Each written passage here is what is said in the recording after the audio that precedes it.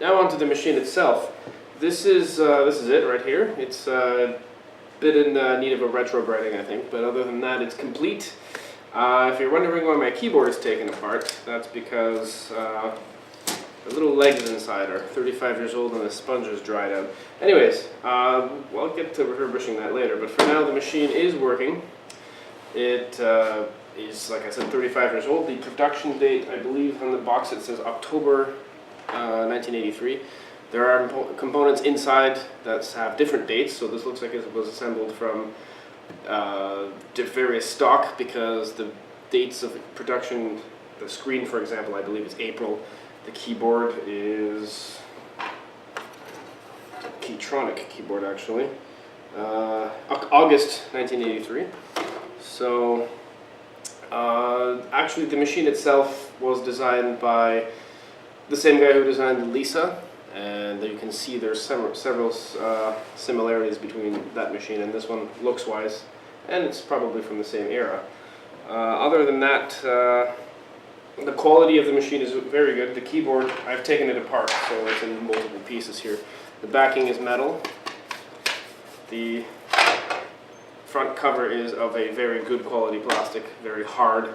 It looks like some sort of ABS plastic. Nothing broke off of it. None of the pieces have gone brittle. The keyboard itself here is a Keytronic keyboard, and each individual key can be removed. We'll focus in on that in just a second. But I want to touch on another thing about this machine being IBM compatible. What I mean by that is, grab the camera and move it over here now. Alright, so this is booted from the Hyperion DOS system, operating system. And if you type in VER, alright, in any case, let's switch to the program in the B drive.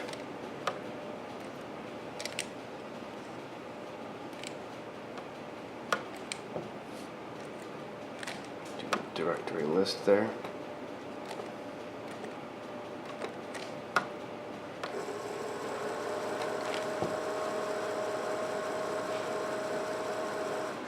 Alright, so there's a whole bunch of utilities on this. What's interesting is this overlay down here shows you function commands you can access by the touch of, just a function key. So that'd be F1, F2, F3, F4, F5. This tells you the time. Also, if you press caps lock, because the keyboard doesn't have any LEDs, it'll actually display an upward arrow. I guess that means caps lock. And there's also num lock. If I press that one there, see the number, the pound sign. This keyboard doesn't seem to have a scroll lock. It's a very simple keyboard. Yeah, so that loads with the HDOS. But if you load another version of DOS on here, it will not have those command files. But the reason I booted from the Hyperion DOS is to try to run a file now. So let's get some system information about this computer. So we'll type in SI from the Norton Utilities, if I can find the I.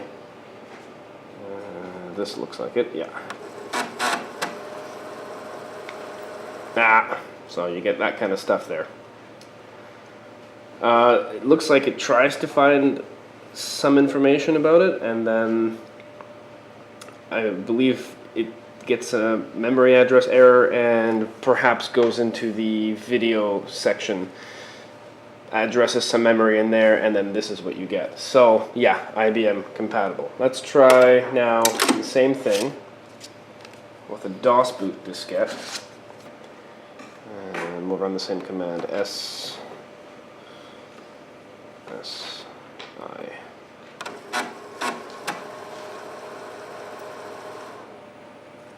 Looks like it crashes also in a different way.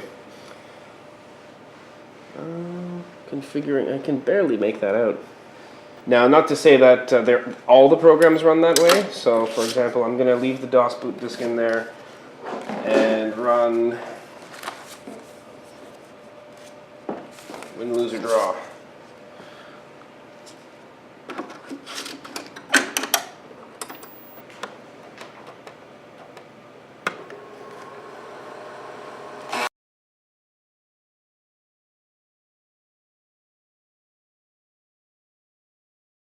This game will actually work properly on this computer.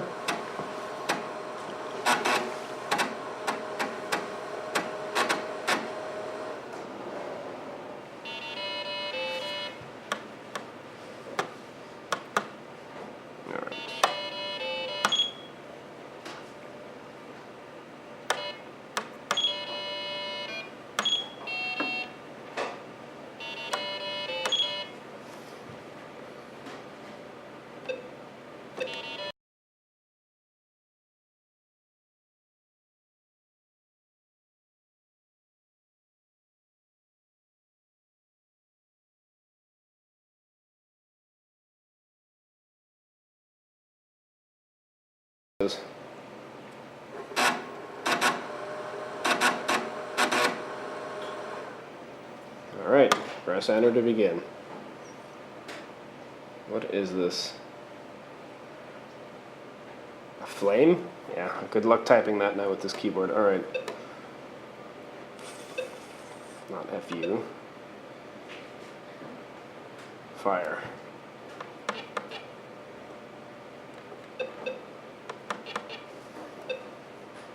This is terrible. Alright, fire. Go. Is it fire? No.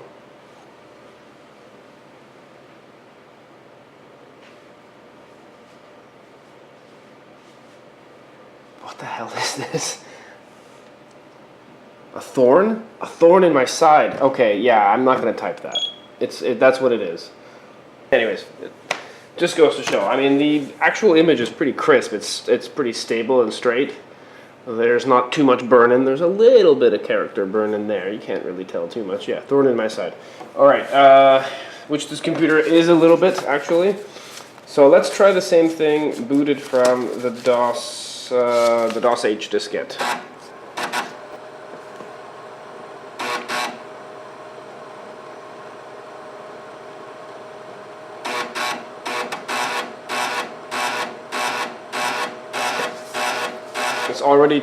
It's already having problems with the batch file written in there.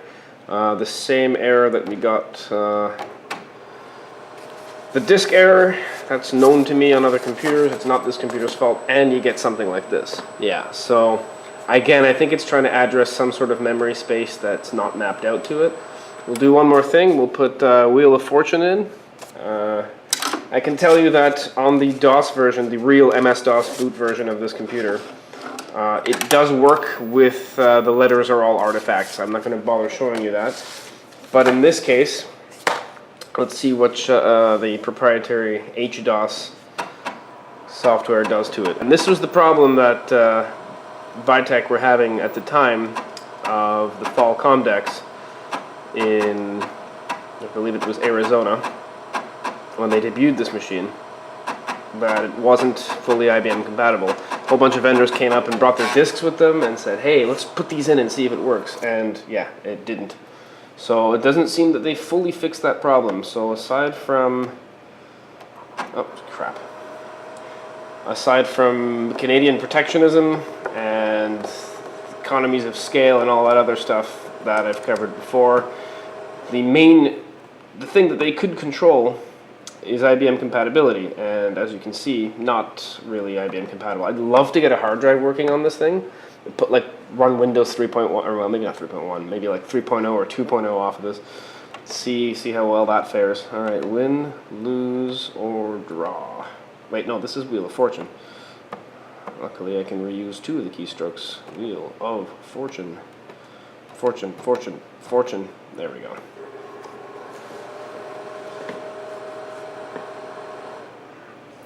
Meh. Yeah, so it's trying to do something, but ultimately this will work with an IBM boot disk. So that's enough of that for now. Let's have a tour of the inside of the machine. Oh, let's have a look inside.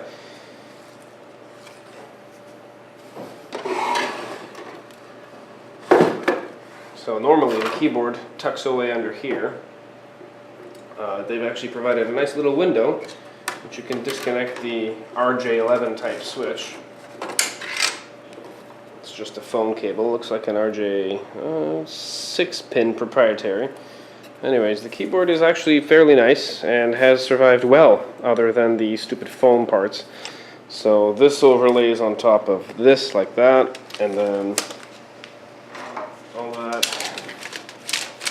neatly goes into a case like that. So I'm not going to put it together because I'm waiting on those buttons to be fixed. So let's continue tearing this down. That's where that's where that little clip is for the keyboard. So now there's a screw there, and one there, And then there are 2 more in the base of the handle, inside there, which is this is a pretty robust handle. That's the inside of it. Smells like electronics, and yeah, it's very well constructed. The only problem is here. There's a little crack there. So like for it being 35 years old and probably lugged around quite a bit because there is a lot of dirt inside this handle part when I got this machine. It looks like it's a pretty solid construction. So onto the back of the machine here. What I'm going to do is I'm going to just take the camera off the tripod for a second. And we'll do a close-up tour here. So I've not been able to identify many of this stuff. I believe that would be a ROM chip there. I thought that was the CPU, but it is not. Then I saw the Zilog, I'm like, no way, Z80, but it's not a Z80. This is an 8088. These might be memory chips here. CRT SMC, that looks like, I don't know, controller for the graphics controller. It's all integrated into one board. I have read that this has expandable memory. I don't see how, unless maybe here, using this expansion port. It looks like there'd be some room before the chassis end there to accommodate a card. This no doubt is the floppy controller. There's a big stepper motor down there, and a fan. Yeah, there is a fan. Okay, and that's near the power supply here. So if you zoom it all the way back out, this is the view of the whole thing. Get your power in over here, and there's just neatly tucked wires under the chassis that go into here, and that distributes it to the floppy controller, to the board, via these Molex? Let's pull it out and see. No, they're not Molex, but they are some sort of bus power there. Damn thick leads there. Yeah, so that's connected to this by an IDE type thing. Double rows. There could be memory in here. So what I do know for sure is the CPU. I don't know if you can see it, but it's right in that hole there. It does say NEC 8088D on it. And then you have the CRT, this tiny little thing there. This was made in Scarborough, September '83. So we got a whole bunch of different production dates here. So we have the keyboard August, the monitor September, and the case, I believe. And what was the production date for the case? I saw somewhere it was October. So if you want to have a closer look at the back here, oh, there's something right here. Yeah, there it is. October. Final assembly was October 1983. So it held up pretty well, like I said, except for those keyboards, the keypads. So going from left to right here, these ports, I'll show you the backing of where they would go here. So it looks like it has composite out, maybe not composite, but RF out. The second, the other 3 are used for communication. So this one would be for headset. That would be for the wall, so it's like a pass-through. That is for an acoustic coupler. If you don't know what that is, the old headsets used to place them down physically, connecting them to the receiver, the handset receiver, and the speaker, and it would transmit sounds through that and you would connect that, and they would interface with it. It's very analog, but that's how it worked without plugging it directly into the wall. So then you have your standard serial port. I love the design for that, you know, one after the other. And the next one is parallel, 2 beside each other.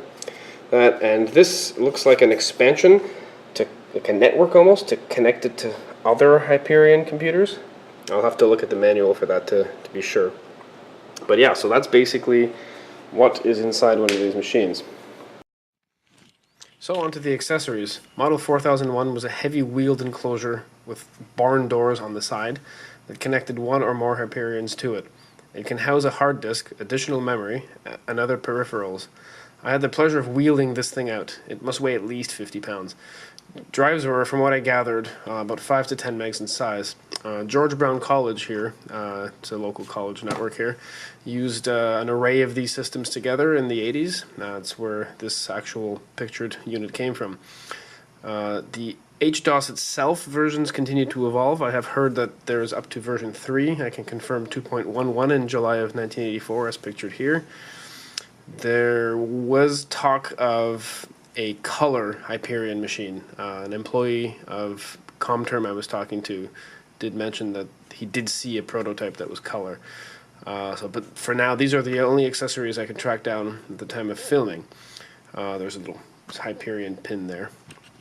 So that would be it for this part. I will probably be doing another part of the keyboard repair and maybe some whatever other accessories I can find that crop up at that time. So stay tuned for that.